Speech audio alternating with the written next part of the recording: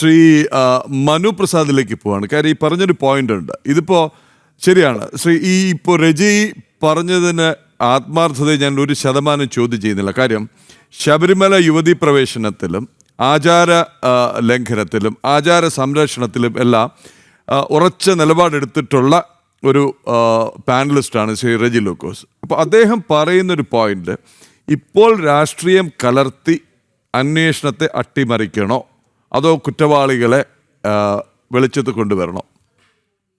അല്ല, ഇവിടെ അദ്ദേഹം പറഞ്ഞതിന് എനിക്ക് വളരെ സന്തോഷമുണ്ട്. കാരണം അദ്ദേഹം പറഞ്ഞു സ്വാഭാവികമായിട്ടും ഇതിൽ കുറ്റക്കാരെ മുഴുവൻ പുറത്തു കൊണ്ടുവരാനുള്ള കാരണങ്ങൾ നടത്തണം, അതിനു വേണ്ടിയിട്ടുള്ള പരിശ്രമങ്ങൾ നടത്തുക എന്നുള്ളതാണ് ഒരു സംവിധാനം മുന്നോട്ട് കൊണ്ടുപോകുന്നത്. വളരെ സ്വാഗതാർഹമായ ഒരു പോയിൻ്റാണ്. പക്ഷേ പ്രശ്നം എവിടെയെന്നറിയാമോ? ഈ കുറ്റക്കാരെന്ന് പറയുന്നത് ദേവസ്വം മന്ത്രിയാവുന്ന സമയത്ത് അതിനെ പ്രതിരോധിക്കാൻ ശ്രമിക്കുന്നു. കുറ്റക്കാരനെന്ന് പറയുന്നത് ദേവസ്വം ബോർഡ് പ്രസിഡൻ്റ് ആകുമ്പോൾ അത് പ്രതിരോധിക്കാൻ ശ്രമിക്കുന്നു. അവിടെയാണ് പ്രശ്നം പറ്റുന്നത്. എന്തുകൊണ്ട് ഇതെല്ലാം നന്നായി നടപ്പിലാക്കും എന്ന് പറഞ്ഞിട്ടല്ലേ ഒരു ദേവസ്വം മന്ത്രി അതിനുവേണ്ടി ചുമതല ഏറ്റെടുക്കുന്നത്? ഇതെല്ലാം കൃത്യമായി നടപ്പിലാക്കുമെന്ന് പറഞ്ഞിട്ട് ഇവിടുത്തെ രാഷ്ട്രീയ സംവിധാനത്തിൻ്റെ ഭാഗമായിട്ടല്ലേ ദേവസ്വം ബോർഡ് പ്രസിഡൻറ്റിനെ നിങ്ങൾ തീരുമാനിക്കുന്നത്? ഇത് എവിടെയായാലും മലബാർ ദേവസ്വം ബോർഡിലായാലും തിരുവിതാംകൂർ ദേവസ്വം ബോർഡിലായാലും ഒക്കെ പാർട്ടി മാറി വന്നവർക്ക് കൊടുക്കുന്ന അക്കോമഡേഷൻ്റെ ഭാഗമായിട്ടൊക്കെ നിങ്ങളുടെ ഭാഗത്ത് നിന്ന് നിയമിച്ചതൊക്കെ പൊളിറ്റിക്കൽ തീരുമാനങ്ങളുമല്ലേ? അതായത് നിങ്ങൾ പറയുന്നത് നടപ്പിലാക്കുന്ന ഒരു പാവ എന്ന കണക്കെ പ്രവർത്തിക്കുക എന്നതാണ് ദേവസ്വം ബോർഡിനെ കുറിച്ച് പ്രസിഡന്റിനെ കുറിച്ച് പൊതുവേ പറയുന്നത്. ഇനി അതെന്തു തന്നെയായാലും ഈ നിയമനങ്ങളൊക്കെ നടത്തുന്നത് നിങ്ങളല്ലേ. ദേവസ്വം ബോർഡ് പ്രസിഡന്റിനെ തീരുമാനിക്കുന്നത് UDFൻ്റെ കാലത്ത് UDFും LDFൻ്റെ കാലത്ത് LDFുമാണ്. അപ്പോൾ നിങ്ങൾ പറയുന്നത് ചെയ്യുക എന്നുള്ള നിലയിലേക്കാണ് നിങ്ങൾ അവിടെ ഒരാളെ നിയമിക്കുന്നത്. അത് ചെയ്യാൻ വിധിക്കപ്പെട്ടവരാണ്. ശബരിമലയുടെ കേസുമായി ബന്ധപ്പെട്ട് ഒരു സുപ്രീം കോടതിയുടെ സംവിധാനം ഉണ്ടാകുന്ന സമയത്ത് അവിടെ ആചാരലംഘനം നടത്തി സ്ത്രീകളെ അകത്തു കയറ്റുന്നതിന് വേണ്ടി പ്രതിജ്ഞാബദ്ധമാണ് ദേവസ്വം ബോർഡ് എന്ന നിലയിലേക്ക് നിങ്ങൾ ദേവസ്വം ബോർഡ് പ്രസിഡന്റിനെ ഉപയോഗിച്ചു. അതിനുശേഷം അവിടെ നടന്ന എല്ലാ കൊള്ളകളിലും നിങ്ങൾ ദേവസ്വം ബോർഡ് പ്രസിഡന്റിനെ ഉപയോഗിക്കുന്നു. ദേവസ്വം ബോർഡിൽ നിങ്ങൾക്ക് അങ്ങനെ തീരുമാനിക്കാൻ പറ്റുന്നത് കൊണ്ടാണല്ലോ ഈ ശബരിമല തീർത്ഥാടന കാലഘട്ടത്തിൽ KSRTC ബസ്സിൽ അധികമായ തീരുവ നടപ്പിലാക്കി ഭക്തരിൽ നിന്ന് പല പൈസ ഉപയോഗിക്കാൻ പറ്റുന്നത്. ദേവസ്വം ബോർഡിൽ നിങ്ങൾക്ക് ഇടപെടലുകൾ നടത്താൻ, നിങ്ങൾക്ക് അനധികൃതമായ ഇടപെടൽ നടത്താൻ തീരുമാനിക്കുന്നത് കൊണ്ടാണല്ലോ ദുരിതാശ്വാസ നിധിയിലേക്ക് ദേവസ്വം ബോർഡ് ടീമിനെ കൊണ്ട് നിങ്ങൾ ദുരിതാശ്വാസ നിധി അടയ്ക്കൂ എന്ന് പറയാൻ പറ്റുന്നത്. അങ്ങനെ നിങ്ങൾക്ക് ഉപയോഗിക്കാൻ പറ്റുന്ന ഒന്നാണ് ദേവസ്വം ബോർഡ്. നിങ്ങൾ അറിയാതെ ഒരു ഇല, ഞാൻ പറയാൻ ഉദ്ദേശിക്കുന്നത് ഗവൺമെൻറ് അറിയാതെ ഒരു ഇല അവിടെ അനങ്ങില്ല എന്നുള്ളതിൽ ഒരു സംശയമില്ല.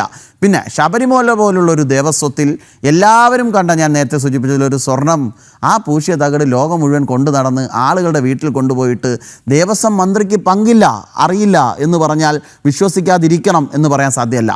ദേവസ്വം ബോർഡ് പ്രസിഡന്റിലേക്കാണ് വിജിലൻസിൻ്റേതായ ഉൾപ്പെടെയുള്ള എല്ലാ കാര്യങ്ങളും പറയുന്നത്, അവിടുത്തെ അന്വേഷണങ്ങൾ കൊടുക്കുന്നത്, തീരുമാനങ്ങൾ എടുക്കേണ്ടത്.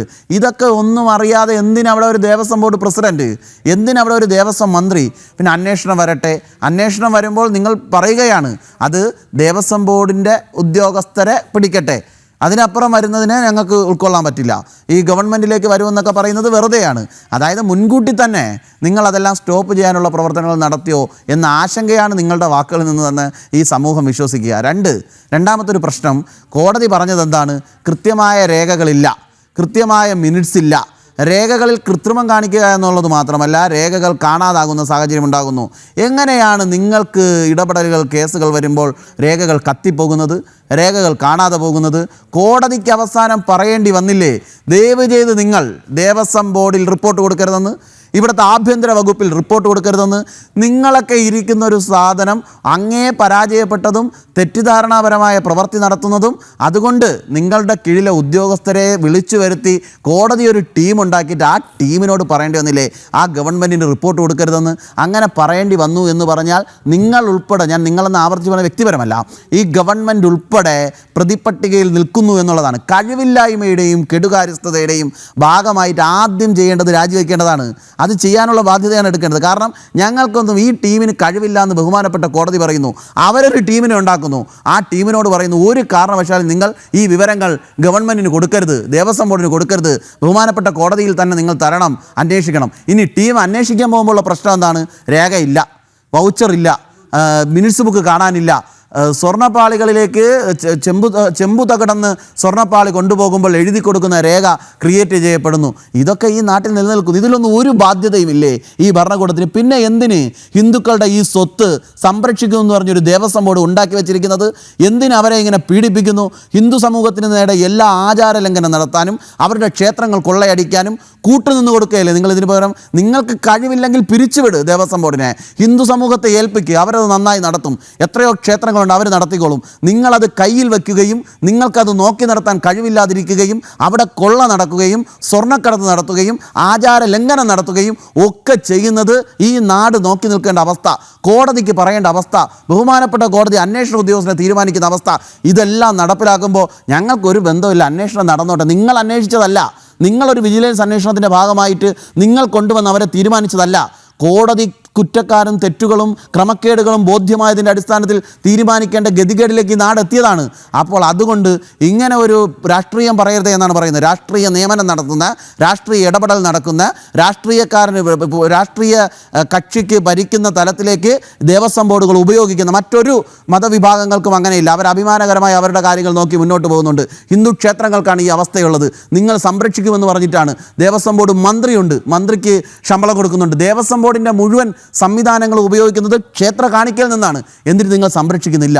നിങ്ങൾക്കൊരു ഉത്തരവാദിത്വം ഇല്ലാന്ന് ഉളുപ്പില്ലാതെ കമ്മ്യൂണിസ്റ്റ് പാർട്ടിയുടെ നേതാക്കൾ, UDF ആൾക്കാർ, ഇവിടുത്തെ ഭരണകൂടം, കമ്മ്യൂണിസ്റ്റും കോൺഗ്രസും ഭരിക്കുന്ന ഗവൺമെൻറ്റുകൾ മാറി മാറി ഭരിച്ചിട്ട് അവർ പറയണം ഞങ്ങൾക്കിതിലൊന്നും ഒരു ഉത്തരവാദിത്വമില്ല, ഇതിൻ്റെ ഉത്തരവാദിത്വമൊക്കെ താഴെത്തട്ടിൽ പ്രവർത്തിക്കുന്ന കുറച്ച് ഉദ്യോഗസ്ഥർക്ക് മാത്രമാണെന്ന്. പിന്നെ എന്തിനാണ് നിങ്ങളവിടെ? പിന്നെ നിങ്ങൾക്കൊരു ഉത്തരവാദിത്വമില്ലെങ്കിൽ എന്തിനവിടെ ഇരിക്കുന്നു? ഈ ചോദ്യം ആവർത്തിച്ച് ചോദിക്കും. ഇത് ഏതു രാഷ്ട്രീയമെന്ന് പറഞ്ഞ് നിങ്ങൾ മാറ്റി നിർത്താൻ ശ്രമിച്ചാലും കേരളത്തിലെ ജനത, വിശ്വാസി സമൂഹം, മതനിരപേക്ഷത എന്ന് നിങ്ങൾ പറയുന്ന ഒരു മതമില്ലാത്തവനും ചോദിക്കും, നിങ്ങൾ ഈ ക്ഷേത്രങ്ങളെ കക്കുന്നവരല്ലേ, നിങ്ങളിങ്ങനെ നോക്കി നടത്താത്തവരല്ലേ എന്ന് ചോദിക്കും. ഈ ചോദ്യത്തെ രാഷ്ട്രീയമെന്ന് പറഞ്ഞ് മാറ്റി നിർത്താൻ സാധ്യമല്ല.